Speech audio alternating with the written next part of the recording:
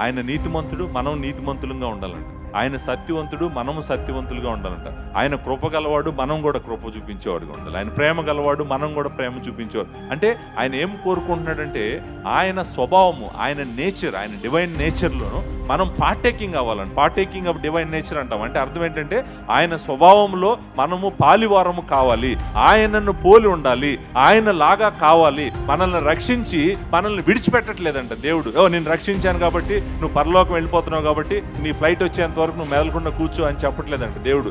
దేవుని కుమారుడు అక్కడైనా జరగచ్చు, లేకపోతే నువ్వు మరణమైనా జరగచ్చు. ఇది నువ్వు దేవుని సన్నిధికి వెళ్ళటానికి కారణమైతే ఈ లోపు నువ్వు భూమి మీద ఉన్నంత కాలము నువ్వేం చేయాలి? ఏం చేయాలంటే ఆయన స్వభావంలోకి నువ్వు మారాలి. మనల్ని దేవుడు ఎందుకు రక్షించాడంటే దేవుని కుమారుని సారూప్యతలోకి మనం మారటం కోసం దేవుడు మనల్ని రక్షించాడు.